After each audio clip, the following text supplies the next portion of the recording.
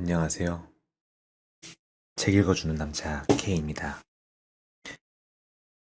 아, 벌써 시간이 많이 흘렀네요. 음, 여러분은 잘 지내고 계신가요? 음, 요즘 들어 말에 대해서 중요하게 생각하는 사람들이 많이 늘어난 것 같더라고요. 음, 그리고 여기 이 말그릇이라는 이 책이 또 많이 알려져 있어서 저도 한번 읽어보게 되었는데 너무 좋더라고요. 일단 이 이름 자체부터가 참 너무 예쁘지 않나요? 말그릇. 특히 앞에 나와 있는 비울수록 사람을 더 채우는 참 말이라는 게 적게 할수록 미덕이라고 하는데 머릿속으로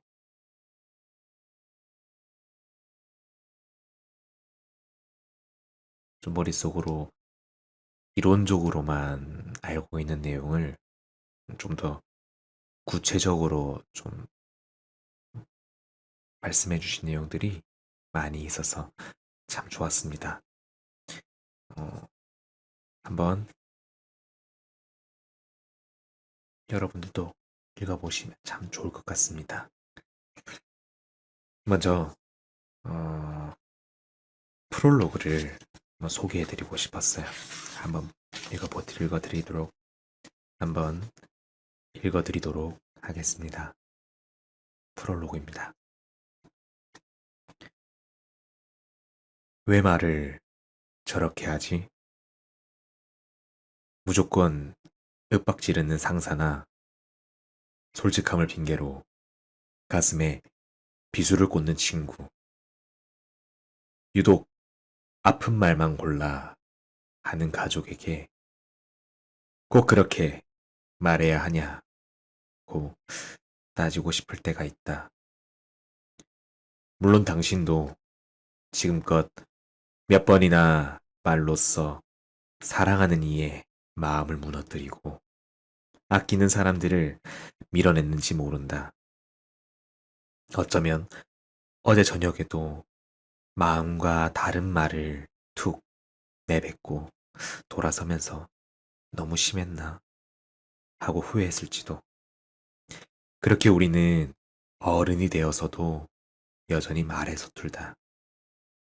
무심코 던진 말이라도 일단 입 밖으로 나온 말은 사람의 마음에 파장을 일으킨다. 그렇게 할 거면 그만두라는 상사의 말에 밤잠을 설치고 해낼 거라고 믿는다. 그는 한마디에 힘이 나서 두 팔을 걷어붙인다. 말은 사람을 들었다 놨다 할 만큼 힘이 세다. 게다가 수명은 어찌나 긴지 주름이 자글자글한 노인이 어린 시절 들었던 격려의 말을 추억하며 눈물을 흘리거나 장성한 아들, 딸을 둔 가장이 그때 왜 내게 그런 말을 했냐며 오래전 상처를 곱씹는 모습을 볼 때면 말의 질긴 생명력을 실감하곤 한다. 안타까운 것은 말 때문에 자책하거나 타인을 원망하면서도 여전히 자신의 잘못된 말 습관을 그냥 내버려 둔다는 데 있다. 내가 그렇지 뭘. 언젠가는 내 마음을 알아줄 거야. 이런 생각을 하며 애써 덮어둔다. 그러다가 빈번한 말 실수 때문에 소중한 관계가 어그러지거나 직장에서 리더의 위치에 올랐을 때 혹은 부모가 되어서 아이를 이끌어야 할 때가 되면 그때야 말 잘하는 방법을 찾는다. 좋은 시도이기는 하지만 단기 속성 기술은 정작 중요한 순간에 무용지물이 되기 쉽다. 후배들을 격려해야 한다는 것은 알지만 성에 차지 않는 보고서를 볼 때마다 화가 치밀어 오르니 일단 내뱉고 본다.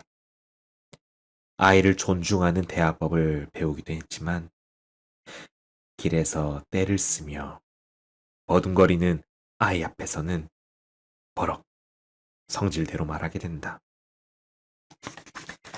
새롭게 익힌 듣기 좋은 말은 길들여진 나의 언어를 넘어서지 못하기 때문에 결정적 순간에 힘을 잃는다. 그래서 이제 다르게 말해보자 했던 모처럼의 결심은 물거품이 되고 만다. 10여 년 동안 커뮤니케이션 전문가로 활동해 오면서 사람의 말 한마디를 바꾸는 게 생각보다 어렵다는 것을 깨달았다. 말이란 것은 기술이 아니라 매일매일 쌓아 올려진 습관에 가깝기 때문이다. 살면서 보고, 듣고, 느낀 모든 것들이 뒤섞이고 숙성돼서 그 사람만의 독특하고 일관된 방식으로 나오는 게 바로 말이다. 그렇게 만들어진 언어는 그 사람의 내면과 닮아 있다. 그렇기 때문에 무작정 말 잘하는 기술만 익혀서는 자신만의 새로운 말 습관을 기를 수 없다. 지금까지 하는 다른 말 습관을 지니고 싶다면 말 그 자체에만 집중할 게 아니라 그 이면에 있는 나를 함께 들여다봐야 한다. 그럴듯하게 말하려고 노력하는 대신에 말을 만들어내는 저 깊은 곳, 말의 근원지인 자신의 내면을 알기 위한 노력이 필요하다. 혹시 유독 참지 못하는 말투가 있는가? 유독 가슴 아프게 다가오는 말이 있는가? 언어와 말투에 영향을 끼치는 심리적인 구조를 알고 나면 내가 왜 그런 말투를 사용하게 됐는지, 왜 특정한 말에 대해 예민하게 받아들이는지 알 수 있게 되고, 비로소 자신의 말을 제대로 다룰 수 있게 된다. 습관적으로 팀원들을 비난하는 상사가 있다고 해보자. 칭찬 기술을 달달 외운다고 그의 말이 바뀔까? 그보다는 자신의 내면의 특성, 말하자면 감정을 느끼는 방식이나 사람들을 바라보는 관점, 자라온 환경 등에 관심을 기울여야 한다. 그래야 어쩌다 지금 같은 말하기 패턴을 가지게 되었는지, 그래서 앞으로 무엇을 변화시켜야 하는지 알 수 있게 된다. 그리고 나는 이 모든 변화의 과정을 말 그릇을 키우는 과정이라고 표현하고 싶다. 사람들은 저마다 말을 담는 그릇을 하나씩 가지고 있다. 그런데 그 크기에 따라서 말의 수준과 관계의 깊이가 달라진다. 일명 말그릇이 큰 사람들은 누군가를 현혹시키고 이용하기 위해 혹은 남들보다 돋보이기 위해 말을 사용하지 않는다. 그보다는 타인과 소통하기 위해 갈등을 극복하고 사람을 이해하기 위한 말을 사용한다. 너와 나의 차이를 자연스럽게 받아들이고 소통이 어려운 상황에서도 사람들과 대화를 지속할 수 있는 방법을 찾는다. 사람은 누구나 인정과 공감을 갈망한다. 성공과 욕망을 쫓다가도 결국에는 쉴 수 있는 품을 그리워하게 마련이다. 사람의 마음이란 목표를 달성하지 못했을 때도 비난 대신에 그동안의 노력을 알아주길 바라고, 실수했을 때에도 다시 용기를 낼 수 있도록 기다려주기를 바라고, 어려운 도전 앞에서 나의 능력을 의심하기보다 가능성을 믿고 응원해 주기를 바란다. 따라서 그러한 욕구를 제대로 이해하고 있는 사람, 즉, 말그릇이 큰 사람 주변에는 자연히 사람들이 모여들게 마련이다. 네, 이 프롤로그를 보면서 읽고 싶다는 마음이 참 많이 들었습니다. 어, 참, 사람은 누구나 인정과 공감을 갈망한다라는 말에서 굉장히 많이 생각해 봤던 부분인데, 과연 이 저자께서 어떻게 그렇게 잘 풀어내 주실지, 또 어떻게 또 와닿게 또 설명해 주실지 되게 기대가 되어서, 진짜 너무 술술 읽혔어요. 예, 빨리 그 다음 이어서 소개해 드리도록 하겠습니다. 감정에 서툰 사람들. 어린 시절부터 국어, 영어, 수학을 배우느라 감정을 배우지 못하면 자라서도 감정에 서툴다. 지나치게 인색하거나 넘치게 사용한다. 자기 마음 한편에서 일어나는 감정의 색을 모른 척하면 자신에게 유리하다고 판단되는 감정만 보여주면서 살게 된다. 특히 분노라는 감정에 익숙해진다. 좋을 때는 표현도 안 하다가 억울한 일에만 반응하며 눈을 부라리고 목소리를 높이게 된다. 이른바 분노 중독이다. 화를 내면서 스스로 힘을 가지고 있다고 착각하며 점점 거친 말, 센 말만 찾게 되는 것이다. 슬픔이라는 감정만 사용하려는 사람들도 있다. 원하는 것을 이루지 못했거나 가지지 못했을 때 무작정 슬픔과 우울함 속으로 빠져든다. 적극적으로 해결해 보려는 의지를 스스로 걷고,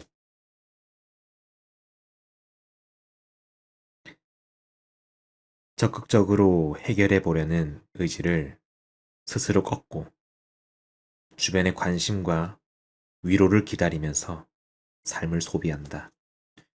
화병과 우울증이야말로 감정에 서툰 사람들이 자주 걸리는 덫이다. 자신의 감정과 어울려 살지 못하면 자신과 대화하는 것은 물론 다른 사람들과 대화하고 어울리는 것에도 서툴 수밖에 없다. 감정을 정확하게 알지 못하니 엉뚱한 곳에서 감정이 넘치고 말이 샌다. 얼마 전 함께 대화를 나누었던 회사원도 그랬다. 후배 한 놈 때문에 아주 죽겠습니다. 후배라고 처음 들어와서 좀 키워보려고 공을 들였거든요.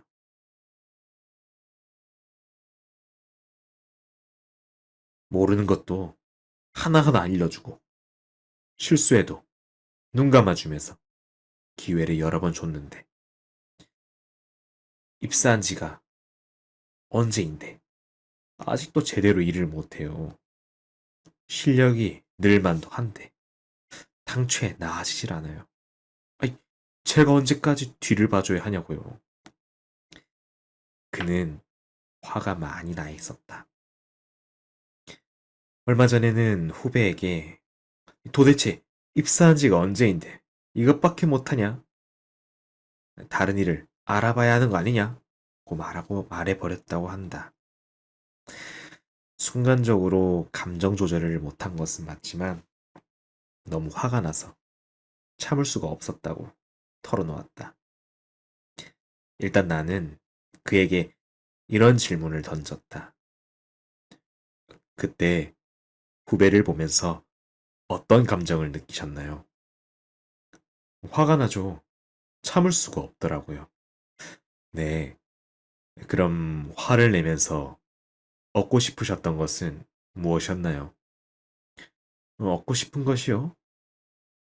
음, 후배가 긴장도 좀 하고 정신 차리면서 일하기를 바라죠.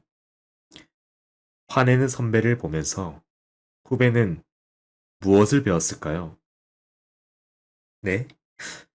글쎄요. 녀석도 한다고 하는 건데 그런 말을 들으니 서운하긴 했겠죠. 나는 얼핏 보면 화로 보이는 감정도 원래는 화가 아니었을 수도 있다고 말해 주었다. 감정은 미묘하게 원래의 색을 바꾸기 때문에 자신의 진짜 감정을 알아차리려면 처음에 가졌던 기대가 무엇인지를 따져보아야 한다. 나는 그에게 상대방이 오해하지 않게 만들려면 먼저 자신의 오리지널 감정을 찾아야 한다고 설명했다. 잠시 후 그가 입을 열었다. 그런 제 오리지널 감정은 실망감이었던 것 같네요. 첫 후배기도 하고 충분히 해줄 거라고 믿었는데 그렇지 못하니 실망한 거죠. 실망이 화로 둔갑해 버렸네요. 뭐 그런 셈이네요. 후배에게 화가 아닌 실망으로 표현했더라면 어떻게 달라졌을까요? 음, 제가 그렇게 몰아붙이지 않았다면 후배도 자신의 속마음을 좀 털어놓았을 것 같다는 생각이 드네요. 실망해서 화가 난 것 아니냐고 생각할지 모르지만 실망과 화는 전혀 다른 감정이다.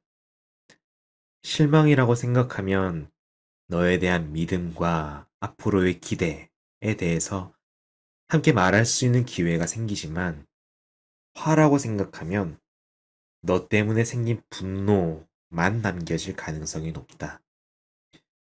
결국 상대방에게 감정을 표현하는 것은 그것을 통해서 얻고 싶은 게 있기 때문인데 화의 목적은 상대방을 물러서게 하고 웅크리게 만드는 데 있다.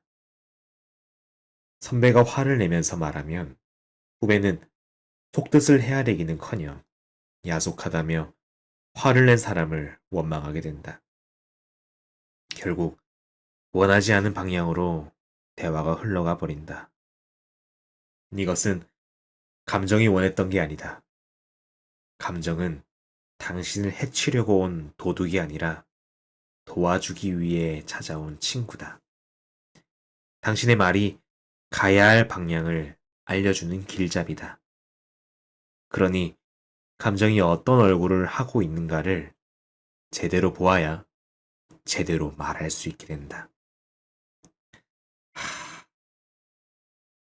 이, 이 부분 너무 멋졌습니다. 감정은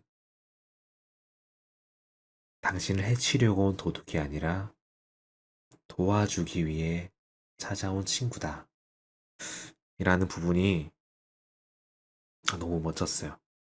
음, 그러면 이 감정을 어떻게 찾아가야 할지, 그리고 어떻게 표현해야 할지, 이런 부분에서 또 뒷부분에 말씀을 많이 해주셨는데, 아, 너무 하여튼 좋았습니다. 좋았다고 밖에 말 표현을 못하겠네요. 또 예시로 든 사례가 있는데요. 또 이 부분을 또 살펴보도록 할게요. 얼마 전 후배와 식사를 하고 있는데, 다른 후배입니다. 후배의 엄마로부터 전화가 걸려왔다. 전화를 받은 후배는 옥신각신하더니 됐다고. 내가 알아서 해요. 하는 말로 대화를 마무리하더니 고개를 숙인 채 전화기만 만지작거렸다. 무슨 일 있어? 아니요. 자꾸 음식을 해서 보낸다잖아요. 잘 먹지도 않는데. 그랬구나. 그 말 들을 때 기분이 어땠는데? 아, 죄송하죠. 몸도 안 좋으신데. 아, 짜증난 게 아니라 죄송한 거였구나. 아, 네? 아, 제가 짜증내는데 익숙해졌나 봐요. 후배는 고마움과 미안함 대신에 짜증이라는 감정의 문을 열었다. 짜증의 문고리를 돌리고 나니 그 감정에 맞는 단어와 말투가 뒤따라 나왔다. 만약 후배가 엄마, 음식 보내지 마요. 만약 후배가 엄마, 음식 보내지 마요. 자취하면서 안 챙겨 먹을까봐 걱정하시는 건 알아요. 근데 엄마 몸도 안 좋잖아. 보내주셔도 제가 잘 안 먹게 되니까 미안해서 그래. 엄마 걱정 안 하게 제가 스스로 잘 챙길게요. 하고 진짜 감정을 전했다면 관계는 어떻게 달라졌을까?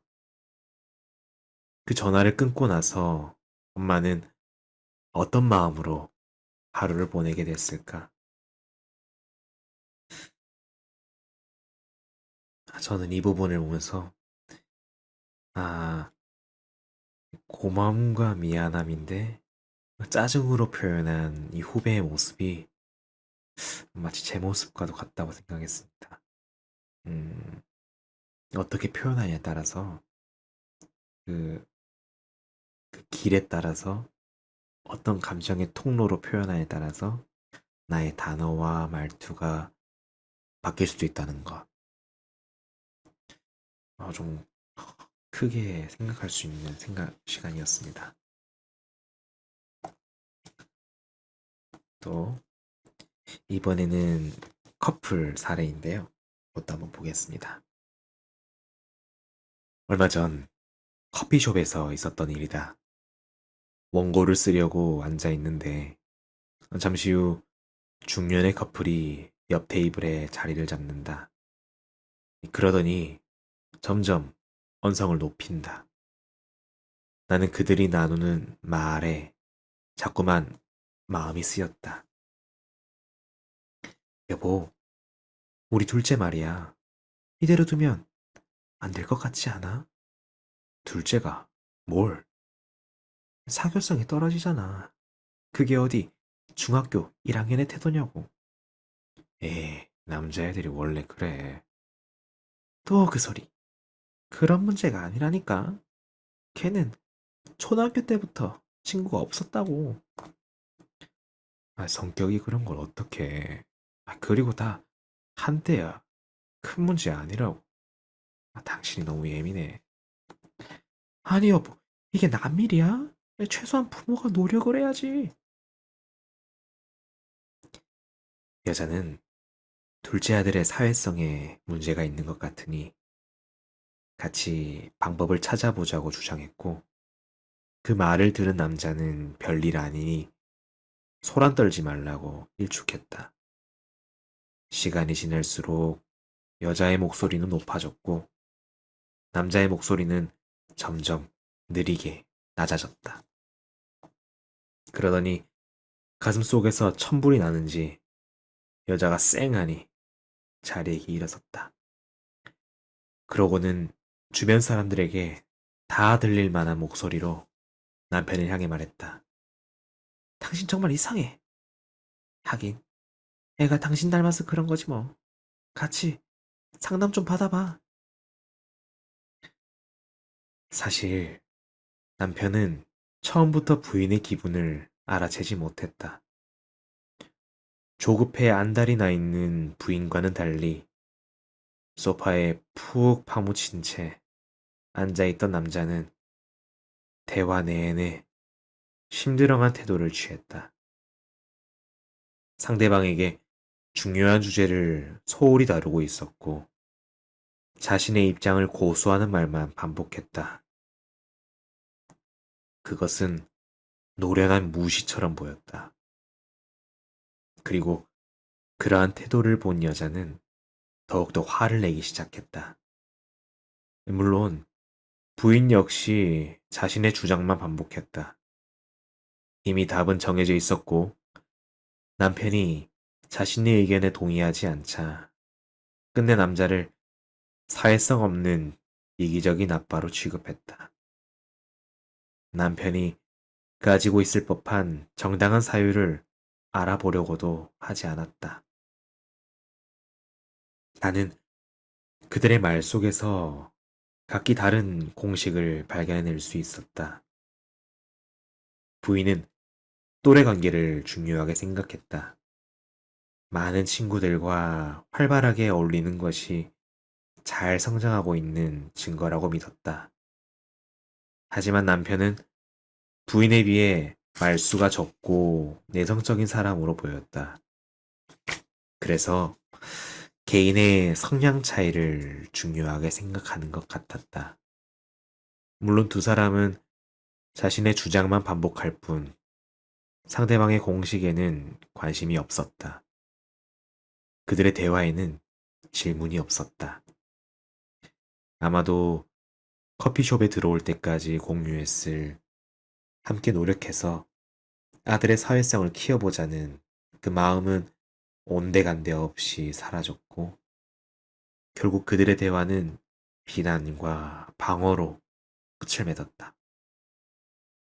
그들은 둘째를 위한 방법을 찾지도 못하고 자식 농사가 얼마나 힘든지 서로의 마음을 위로하지도 못한 채 그저 말이 안 통하는 저 인간 때문에 그동안 얼마나 외로웠던가 확인하고 말았다.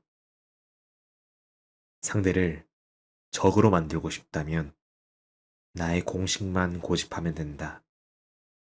반대로 성숙한 대화를 하고 싶다면 사람마다 가진 공식의 차이를 받아들여야 한다.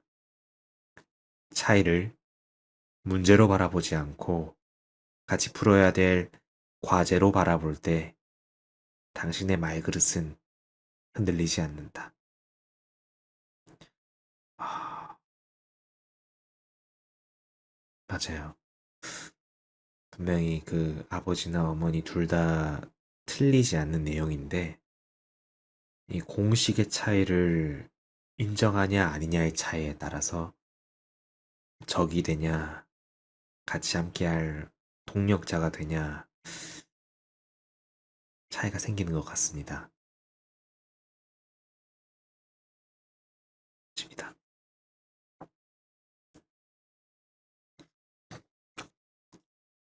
말그릇을 키우는 듣기의 기술.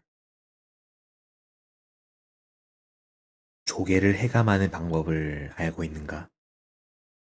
조개를 소금물에 담가서 빛이 들지 않도록 그늘에 두거나 검은 봉지를 씌워 놓으면 조개는 본래 살던 곳처럼 편안하게 느끼기 때문에 스스로 모래와 찌꺼기를 내뱉는다. 인간관계도 마찬가지다. 상대방의 마음을 얻고 싶을 때, 혹은 아끼는 마음으로 돕고 싶을 때, 우리가 할 수 있는 일은 믿음을 주고 기다리는 것뿐이다. 하지만 우리는 종종 그것을 잊어버린다. 필요 이상의 일들을 하고 경계를 침범한다.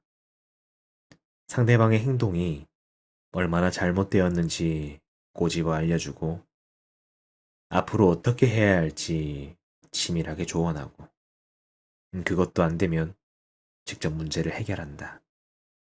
그것이 조개의 입을 더 꾹 다물게 만든다는 것도 모르고 말이다.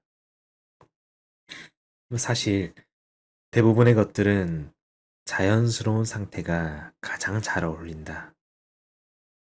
봄날의 꽃도 그렇다.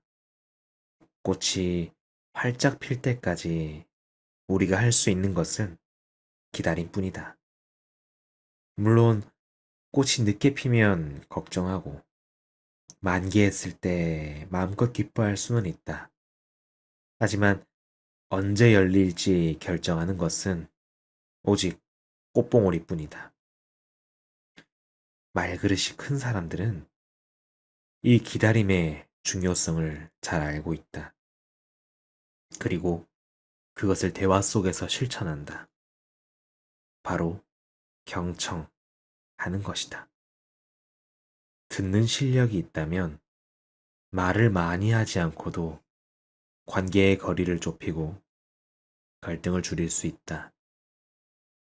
태양빛을 내리쬐거나 소나기를 퍼붓지 않아도 스스로 마음의 갑옷을 벗고 대화에 참여하도록 이끄는 게 바로 경청이다.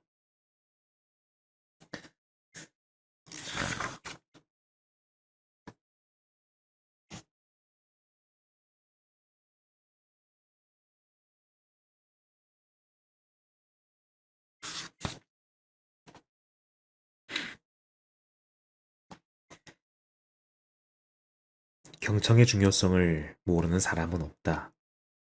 책에서나 워크숍에서 들어본 풍월이 있기 때문에 경청이라는 말을 꺼내면 또야 하며 약간의 피로감을 드러낼 정도다. 하지만 제대로 경청하기를 실천하고 있는 사람은 드물다. 경청이 중요하다는 것은 알아요. 그런데 쓸데없는 이야기를 계속하는데도 그냥 듣고 있어야 하나요? 아무리 참고 들으려고 해도 말도 안 되는 소리를 할 때면 더 이상 못 참고 말을 끊어버리게 돼요. 아, 시간만 충분하면 들어주는 것이 뭐가 문제겠어요. 그렇지만 우리는 결론을 내려야 하잖아요. 계속 들어주기만 할 수는 없어요. 그러다 보니 제가 자꾸 말을 하게 되지요. 저는 팀원들에게 하고 싶은 이야기를 하라고 해요. 특히 회의 시간에 눈치 보지 않고 의견을 달라고 하지요. 그래도 말을 안 해요. 그래 놓고는 저만 말이 많다는 둥, 자신들의 의견은 반영되지 않는다는 둥, 뒷말들을 하는 것 같은데, 스스로 말을 안 하는데 뭐 어쩔 수 있나요? 이유는 다양하다.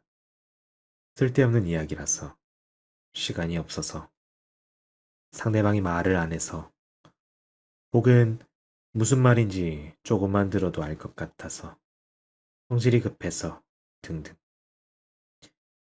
하지만 쓸데없어 보이는 말에도 의미가 있고, 시간이 없을수록 제대로 듣는 기술이 필요하며, 말을 안 하는 이유는 당신 때문이라는 것은 잘 모르는 것 같다. 상대방이 운만 떼도 알 것 같다는 말은 사실 자신의 고정관념에 사로잡혀 있다는 뜻이고, 급한 성질을 다스리지 못한다는 것은 말그릇이 그만큼 좁다는 뜻이다. 간혹 경청에 자신감을 드러내는 이들도 있다. 그래서 어떤 식으로 이야기를 들으세요? 라고 물으면 그 사람의 이야기를 듣고 진심을 다해 조언해 주었습니다. 라고 말한다. 조언과 경청은 같은 말이 아니다. 그 둘의 역할은 사뭇 다르다. 여전히 우리는 누군가의 이야기에 온전히 귀 기울이는 것을 힘들어한다.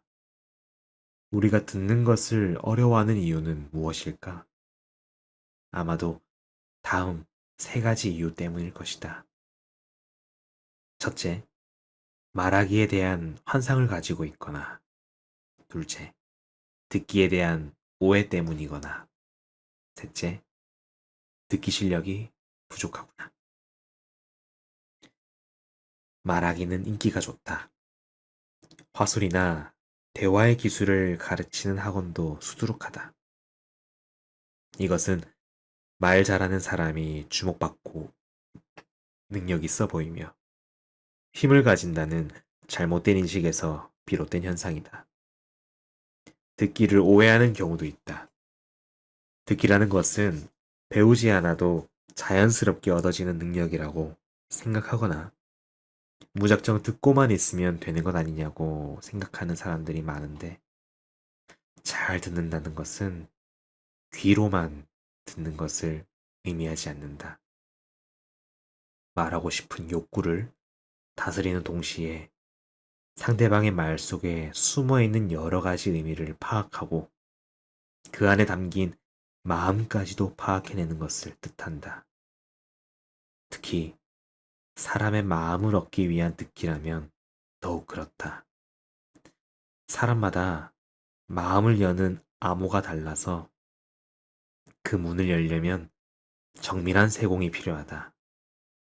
이 사람은 내 마음을 이해해 주는구나 하는 감정을 일으키게 하려면 자유롭게 대화하면서도 본론에서 벗어나지 않게 돕고 공감을 드러내는 기술과 오랜 연습이 필요하다.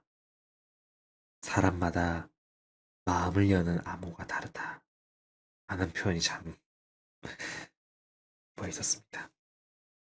잘 읽었습니다. 음, 이 책을 읽고 느끼는 바로 든 생각은요.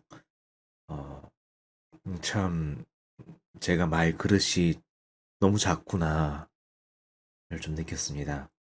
음, 이 저자분께서 집필해 두신 이 내용들을 몸소 체득할 수만 있다면 어, 모든 사람들을 편견 없이 또 대할 수 있겠다는 생각도 들고 또 무엇보다 이렇게 마음이 넓어질 수 있다는 것, 참 세상을 여유롭게 살 수 있겠다 좀 드는 생각이 듭니다. 어, 나만의 공식으로 각자의 마음속에 있는 암호를 풀려고 하지 말고 다양한 마음의 문이 있다는 것을 이해하고 접근해야겠다는 생각이 듭니다. 어, 하여튼 이런 책들을 또 소개해 주시고 또 이렇게 세상에 나올 수 있게 해준 출판사와 또 여러 지인분들에게 감사를 드립니다. 네, 여러분 또 좋은 밤 되세요. 밤이어도 괜찮아. 이상 K였습니다.